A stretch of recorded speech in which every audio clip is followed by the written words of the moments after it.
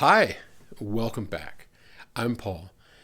I got the best letter from somebody. It was a really short little note, and it said, I really like these videos, and the reason I like them is because I only seem to know you from what you write.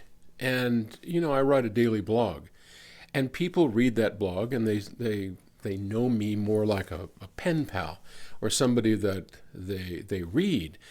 And he said, watching you on video, I actually get a measure of who you are. And I thought, you know what? That's exactly right. That's why I'm doing this. And I'm really pleased to read that because I can't get to know you on an individual basis unless we go to a show or you come by the office and we get to meet each other, which I'd love to do. But in the meantime, this is the best way for you to get to know me, what kind of person I am, and I wear a T-shirt, shorts in the summer. I'm probably pretty much just like you, unless you're one of those formal guys, which I'm not. And I was asked not to do envelopes anymore. So we're going to not do envelopes anymore. I have all the questions written down here that we're going to do. And I'm going to sit down and we'll bang out a bunch of questions. We'll post one of them each day. Okay. So let's get started. This is our first one. And it is from Mario in Miami, Florida. Hey, Mario wants to know, what do you do when you're invited to hear a Megabucks audio system and it doesn't sound good? Oh boy.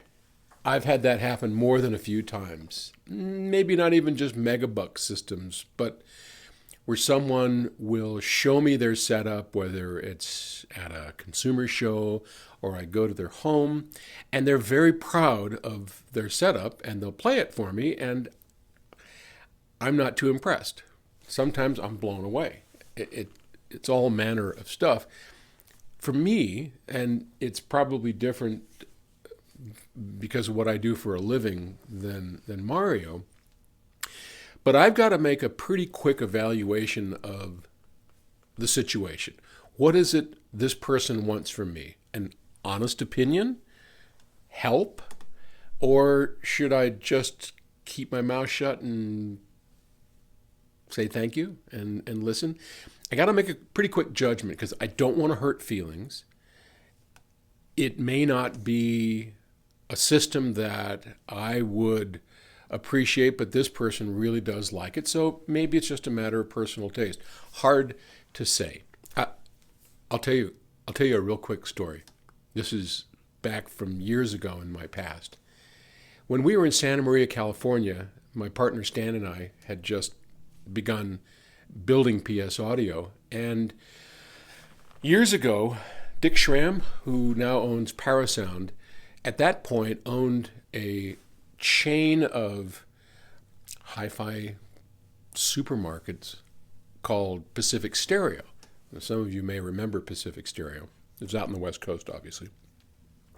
And Pacific Stereo was a pretty big deal back then. They had their own brand of speakers called Quadraflex, if you remember those. Anyway, one of the managers, Bill, I don't remember his last name, was a Bose aficionado. He was in love with his 901s to the point where he had taken these 901s, set them up in his living room, and built a damn brick wall in the back of his living room. And it wasn't just something nice that was, out in an area like by a fireplace or that made sense. He just stuck this brick wall. His wife, I don't know how she would tolerate such a thing, but she did. And he had built this brick wall. And the reason that he did that is because Bose, the 901 in particular, had a series of small, I think there were 5-inch drivers on the back and one 5-inch driver on the front. And the idea was called direct reflecting. So the Bose speakers would point at a hard surface and reflect the sound off of this hard surface and give you a concert-like sound. And they kind of worked. I mean, they did some cool stuff, but for the most part, they were at least to my ears, they were rather awful. And especially when they were played too loud. They tended to be very bright. And anyway, Bill invited us over at his house, and I sat down on the couch, as did Stan.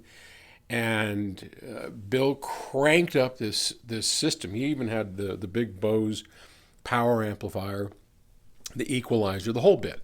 Cranked this thing up. It was so loud I wanted to jump out of my skin.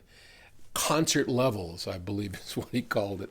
And it was one of the worst things I'd ever heard. It was horrible.